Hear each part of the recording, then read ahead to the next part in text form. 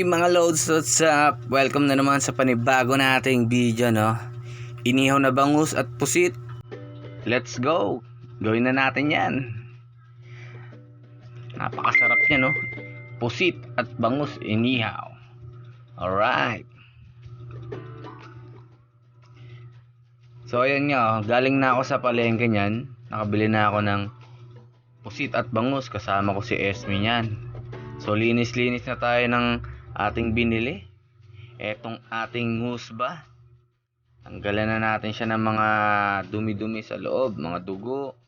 Yan, pati yung pusit. Alisin natin yung mata, yung ngipin ng pusit. Then, yung kanyang parang spinal niya, yung plastic. Tapos yung kinain ng pusit, meron siya dyan parang yung storage ng mga kinain niya, yung mga madudumi. Then, wag nyo tanggalin yung tinta. Yung pinakano na ng tinta ng pusit dahil yan yung mas magpapasarap sa ating inihaw. So ayan na nga, nakapaghiwa na si Mrs. dyan ng pampalaman para sa ating bangus at ating pusit, no? So yan, tinimplahan ko na yan, then linagay ko na rin sa loob para wala nang patumpik-tumpik pa. Ready na agad. Then lagyan din natin ng konting magic sarap, no?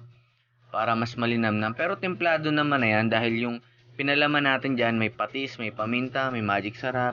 Then eto, dumating na rin yung kaka-order ko lang na ihawan, no.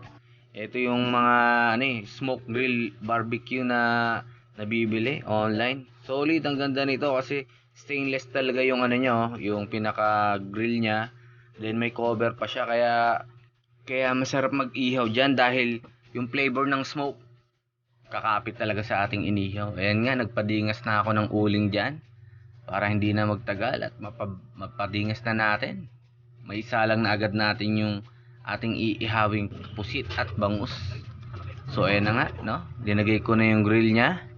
Then eto na rin yung ating pusit. Alright, salang-salang na yan mga lods. Yan, pwesto natin na maganda para maluto na maigi. So yun pala, no? Disclaimer pala, no? Nagugas ako ng kamay ko dyan bago ko hawak-hawakan yung ating iihawin para malinis syempre. So ayan, mo sarap, hilaw pa lang, ang sarap na kainin. Ayun mo, yung usok agad, nag-uusok na agad siya. So imagine sa loob niyan, kapit na kapit yung smoke flavor niyan sa ating inihaw. So ayan nga, after ilang minutes luto na.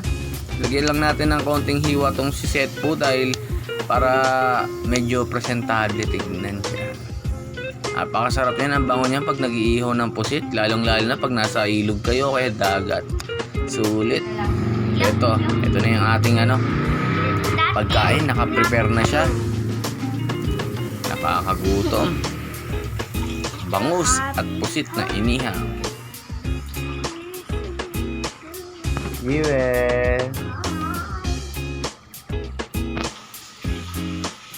Okay ba? Let's go. That's it. Gutom na. Man. Meeting na ako to. Merry Christmas, belated. Okay, kainan na. Yun nga, no. Ginupit-gupit ko na si pusit para hindi na siya mahirap putulin at para alam mo yung bite size lang siya. Para hindi hassle kainin ba. Alright, let's go. Kainan na. So eto nga, food trip na kami dyan mga lods. Ang sarap kumain pag sabay-sabay yung family. Habang kumakain kayo, nagkekwentuhan kayo. Mas enjoy kumain pag ganyan, yung sabay-sabay. Kesa yung kanya-kanya. Food trip lang, mga anak. At mami. Grabe, sarap. Dami ko nakain dyan.